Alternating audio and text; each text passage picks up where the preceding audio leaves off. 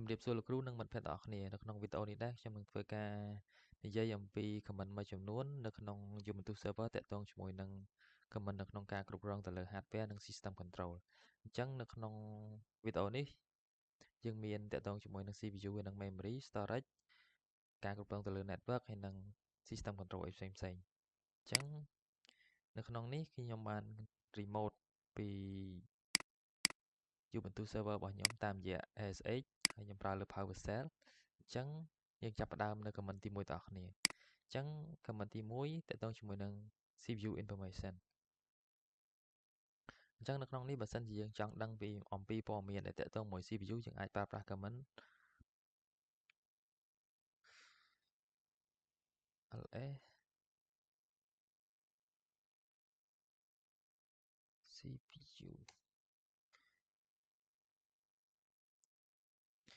អញ្ចឹងនៅក្នុងនេះវានឹងបង្ហាញតកតងជាមួយនឹងព័ត៌មានផ្សេងៗរបស់ CPU ដែល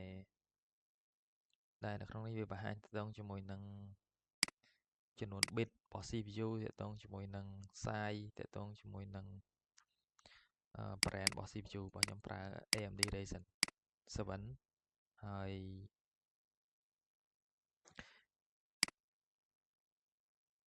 នឹងព័ត៌មាន detail ផ្សេងៗទៀតរបស់ CPU របស់យើងហើយបន្តមកទៀតខ្ញុំធ្វើការ clear screen មួយសិនបន្តមកទៀតតកតងមួយនឹង top comment អញ្ចឹង top comment តកតងមួយនឹងការមើល CPU ដដែលអញ្ចឹងខ្ញុំសាកប្រើប្រាស់ top comment មួយ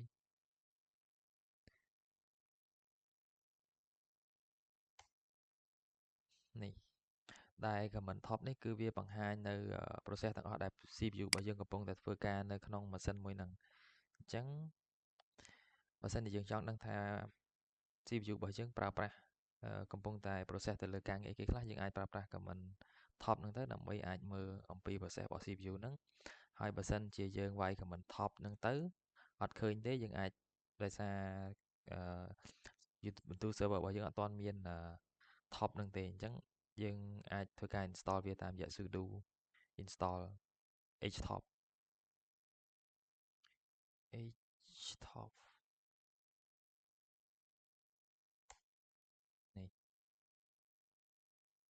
នេះគឺជា process ដែលខ្ញុំកំពុងតែប្រើឥឡូវហ្នឹង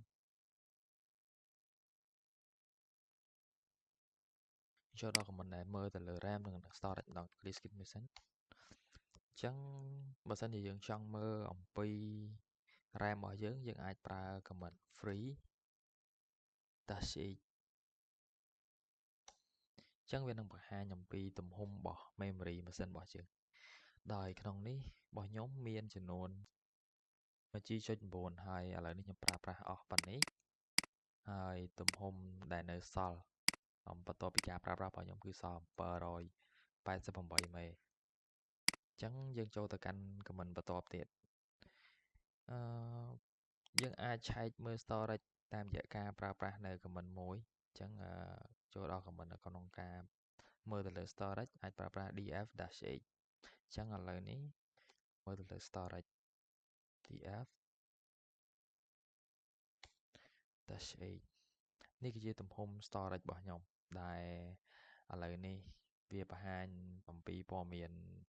storage របស់ខ្ញុំ 25G ហើយឥឡូវនេះគឺខ្ញុំកំពុងតែប្រើប្រាស់អស់ 4G.7 ហើយយ៉ាងសល់ available space នេះគឺ 19G ទៀតគេថាវា 20% នៃទំហំ storage ទាំងមូលរបស់ខ្ញុំយើងអាចធ្វើការប្រើប្រាស់នៅ comment បន្ទាប់ទៀតគឺ comment មួយនេះគឺជា comment ដែលយើងប្រើសម្រាប់ធ្វើការ list អំពី device ដូចជា USB ដូចជា drive ទាំងអស់នៅក្នុងម៉ាស៊ីនរបស់យើងអញ្ចឹងយើងប្រើប្រាស់ls plk ចុចទៅគឺវាមិននឹងបង្ហាញ drive ដែលមាននៅលើម៉ាស៊ីនរបស់យើងអំពី mount អំពី hard drive ផ្សេងៗឬក៏ USB នៅក្នុងហ្នឹងដែលវាបង្ហាញជាទម្រង់ structure ដែលដូចនៅក្នុងរូបនេះចឹងឥឡូវយើងទៅ comment បន្ទាប់ទៀតតកតងជាមួយនឹង network comment ម្ដងនៅក្នុង network យើងអាចប្រើប្រាស់នៅ comment មួយចំនួនដើម្បី check ទៅលើ IP address ឥឡូវខ្ញុំអាចប្រើប្រាស់នៅ comment IPA បើសិនជាខ្ញុំចង់ដឹង IP address របស់ម៉ាស៊ីនមួយហ្នឹងអញ្ចឹងវានឹងបង្ហាញអំពី IP address របស់ម៉ាស៊ីនដែលខ្ញុំកំពុងតែប្រើប្រាស់នេះហើយ ខ្ញុំក៏ប្រើប្រាស់ការ remote SSH តាមរយៈការឆែកនៅ command មួយនឹងដែរតែនេះគឺជា IP address របស់ខ្ញុំ 192.168.18.63 នេះជា IP ដែលខ្ញុំបាន remote តាមរយៈ SSH មួយនេះដែលនេះគឺជាម៉ាស៊ីនដែលខ្ញុំកំពុងតែ remote ប្រើប្រាស់ឥឡូវហ្នឹងបន្តមកទៀតយើងទៅ command មួយទៀតគឺជាការប្រើប្រាស់ command ដើម្បីគ្រប់គ្រងទៅលើ process នៅក្នុង Linux របស់យើងអញ្ចឹងខ្ញុំអាចប្រើប្រាស់ command ps aux ដើម្បីធ្វើការមើលថាតើនៅក្នុងLinux របស់ខ្ញុំមាន process គេខ្លះអញ្ចឹងនៅក្នុងនេះមាន process ច្រើនអញ្ចឹងខ្ញុំនឹងធ្វើការបង្កើតនៅ process មួយហើយខ្ញុំនឹងប្រើប្រាស់នៅ command kill ដើម្បីបិទនៅ process មួយហ្នឹងឥឡូវខ្ញុំចូលទៅកាន់Linux របស់ខ្ញុំហើយខ្ញុំធ្វើការបង្កើតនៅ task មួយដើម្បីយើងនឹងធ្វើការបិទវានៅពេលក្រោយធ្វើការ ping ទៅកាន់ Google នេះអញ្ចឹងយើងទៅធ្វើការឆែកទាំងអស់គ្នាតើ process មួយហ្នឹងវាបាន start ហើយនៅក្នុងនេះយើងអាចមើលឃើញអត់ AUX ping ខ្ញុំរកមើលនៅក្នុងនេះសិននេះគឺជា process មួយដែលយើងបាន ping ទៅកាន់ Google មិញហ្នឹងអញ្ចឹងឥឡូវនេះយើងអាចប្រើប្រាស់នៅ command kill ដើម្បីធ្វើការបិទនៅ process មួយហ្នឹងប្រើប្រាស់ kill បន្តមកទៀតយើងធ្វើការជ្រើសយក PID របស់ process មួយហ្នឹងអញ្ចឹង ping ping ទៅកាន់ Google នេះ process ID របស់វាគឺ12.255អញ្ចឹងយើងដាក់លេខកូដវាទៅ12.255 enter ឥឡូវខ្ញុំឆែកមើលម្ដងទៀតថាតើ process ហ្នឹងយើងបាន kill ហើយនៅ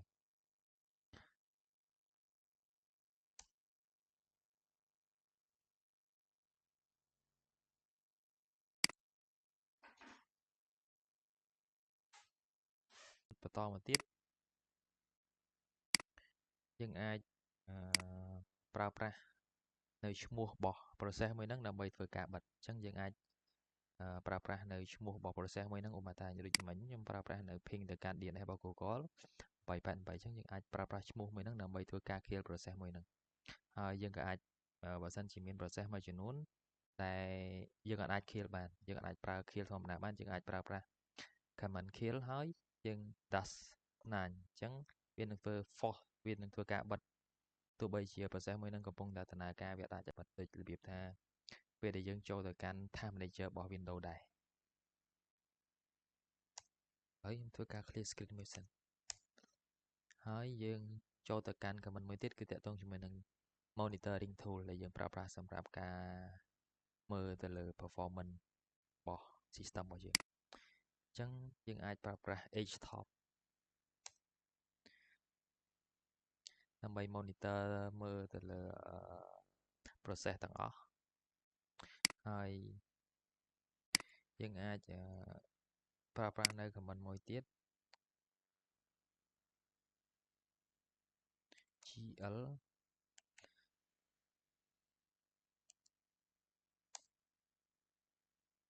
មិនខុសទេ clean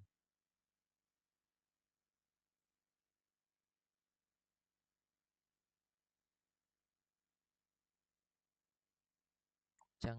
ឥឡូវនេះខ្ញុំអត់ទាន់មាន command មួយហ្នឹងខ្ញុំអត់ទាន់អាចប្រើប្រាស់បានចឹងខ្ញុំធ្វើការ install មួយទៅ YouTube apt install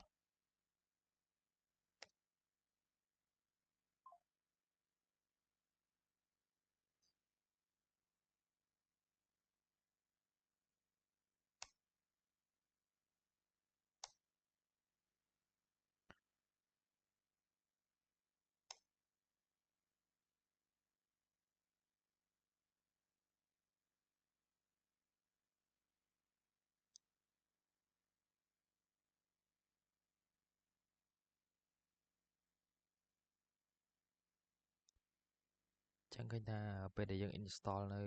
package មួយហ្នឹងយូរដែរចឹងខ្ញុំធ្វើការបិទ package មួយហ្នឹងចោលខ្ញុំជប់ install ហើយ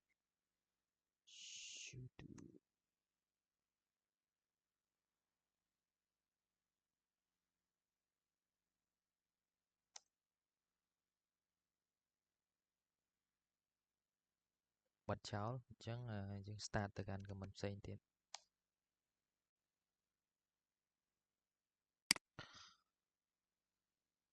អញ្ចឹងតាក់ទងជាមួយនឹង system shutdown ហើយនឹង restart comment ជា comment ដែលយើងអាចធ្វើការ remote ដើម្បី shutdown server ឬក៏ restart reboot server ដែលយើងអាចកំណត់នៅ schedule សម្រាប់ការបិទឬក៏បើកមកសម្រាប់ការបិទ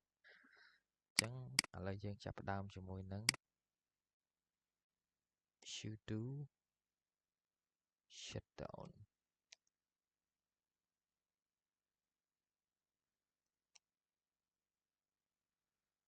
now អញ្ចឹងcomment មួយនេះខ្ញុំសូមអត់ប្រើទេដោយសារតែខ្ញុំនឹងទៅធ្វើការបើកមកវិញនៅពេលដែល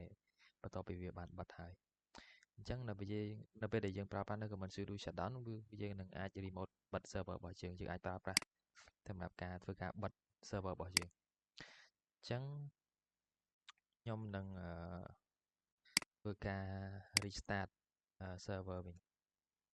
តេស្តជាមួយនឹងការ restart sudo reboot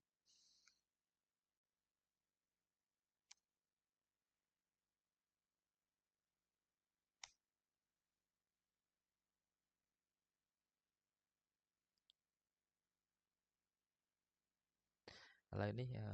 យើងកំពុងតែ restart ហើយឥឡូវវាកំពុង restart ឡើងវិញហើយហើយយើងធ្វើការ log ចូលម្ដងទៀត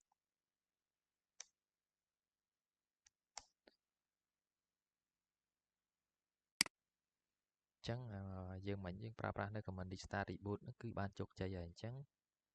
យើងអាចតេស្តជាមួយនឹង command ផ្សេងទៀតដូចជា sudo shutdown យើងអាចដាក់រយៈពេលនៃការ shutdown ឥឡូវខ្ញុំតេស្តជាមួយនឹងការ shutdown សម្រាប់ការដាក់ schedule shutdown -e ដាក់ថាម៉ោង 20:30 ចឹងវានឹងធ្វើការបិទនៅម៉ោង 20:30 ឥឡូវខ្ញុំអត់ចង់បិទទេខ្ញុំនឹងធ្វើការប្រើប្រាស់នៅ command sudo ធ្វើការប្រើប្រាស់នៅ command shutdown -c ដើម្បីធ្វើការ cancel នៅ command មួយនឹងចេញ shutdown ខ្ញុំសេ d ពីរដងនេះវាបានវាអត់ទាន់ cancel ទេឥឡូវខ្ញុំធ្វើការប្រើ sudo អូខេឥឡូវយើង cancel បានជោគជ័យ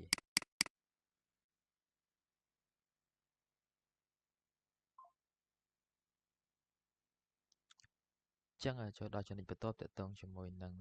alias command អញ្ចឹងមកដល់ចំណុចបន្ទាប់ទាក់ទងជាមួយនឹង alias command អញ្ចឹងជា command ដែលយើងអាចប្រើប្រាស់ដើម្បី edit path ដែលយើងអាចedit នៅ command មួយចំនួនឥឡូវខ្ញុំតេស្តនៅក្នុងម៉ាស៊ីនជាក់ស្ដែងឥឡូវបើសិនជាយើងចង់ឆែកថាតើយើងនៅក្នុងទីតាំងមួយណាយើងប្រើប្រាស់ pwd ដើម្បីឆែកអញ្ចឹងឥឡូវខ្ញុំអត់ចង់ប្រើ command pwd ទៀតទេអញ្ចឹងដើម្បីអាច customize វាបានខ្ញុំអាចចូលទៅកាន់ bash ដើម្បីធ្វើការ edit bash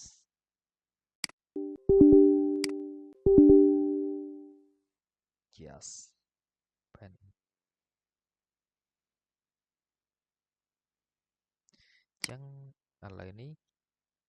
ខ្ញុំនឹងធ្វើការ customize pwd ខ្ញុំអត់ចង់ប្រើប្រាស់ pwd ទៀតទេខ្ញុំចង់ដាក់ ww3 ដើមអញ្ចឹងប្រើ alias style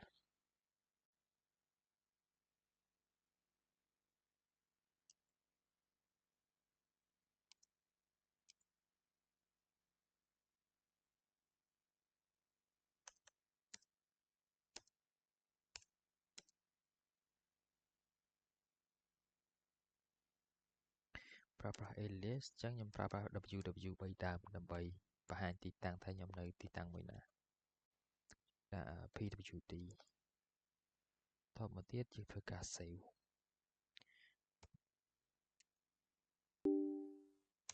ថាអញ្ចឹងខ្ញុំ ធ្វើការតេស្តនៅ comment មួយសិនគឺ www ដើមអញ្ចឹងឃើញថាឥឡូវវាអត់ទាន់ស្គាល់ទេយើងធ្វើការ reboot វាមួយសិន sudo reboot now អញ្ចឹងឥឡូវ system យើង reboot ឡើងវិញហើយចាំយើងធ្វើការតេស្តទាំងអស់គ្នា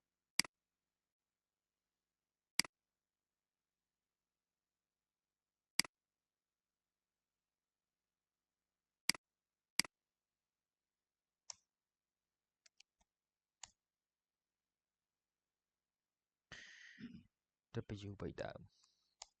អញ្ចឹងឃើញថាឥឡូវយើងអត់ប្រើប្រាស់ pwd ទៀតទេអញ្ចឹងយើងអាចប្រើប្រាស់ w3 ដើមដើម្បីធ្វើការបង្ហាញទីតាំងដែលយើងកំពុងតែឈរនៅអញ្ចឹងតើតើមើល comment វែងមួយចំនួនយើងអាចធ្វើការ customize បាននៅក្នុងហ្នឹងហើយនៅក្នុងហ្នឹងយើងក៏អាចធ្វើការប្រើប្រាស់នៅ comment source បាសនេះដើម្បីធ្វើការ apply នៅពេលដែលយើង customize ហើយប៉ុន្តែមុននេះខ្ញុំធ្វើការ reboot ដើម្បីឲ្យវា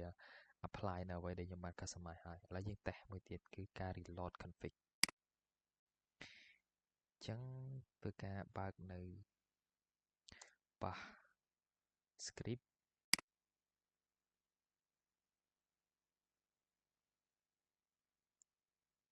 ខ្ញុំ customize comment មួយទៀត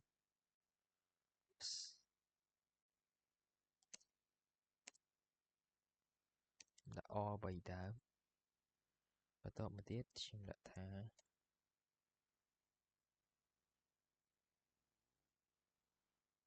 am I អ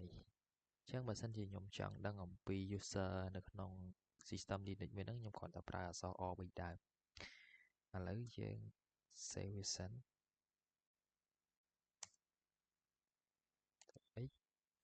បន្តមកទៀត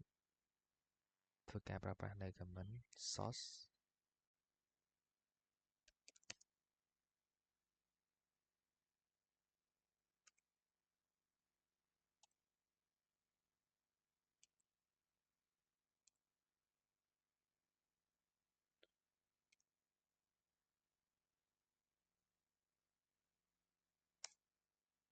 អញ្ចឹងបន្ទាប់ពីយើងប្រើប្រាស់នៅ comment ហ្នឹងហើយវានឹង reload វានឹង apply នៅអ្វីដែលយើងបានកែនៅក្នុង bash script ហ្នឹងឥឡូវប្រើប្រាស់នៅ R 3ដើមជឿថាវាដើរនៅអញ្ចឹងមុនហ្នឹងយើងអត់មានបាន reboot ម៉ាស៊ីនឡើងវិញទេគឺវាបាន apply នៅអ្វីដែលយើងបានកែហើយយើងគ្រាន់តែប្រើប្រាស់នៅ comment source បាសនេះទៅអញ្ចឹង comment RR ដែលយើងបាន customize មិញហ្នឹងគឺវាដើរគឺយើងវាបង្ហាញឈ្មោះ user ដែលយើងកំពុងតែប្រើប្រាស់អញ្ចឹងវីដេអូរបស់ខ្ញុំមានប៉ុណ្ណឹងអរគុណលោកគ្រូ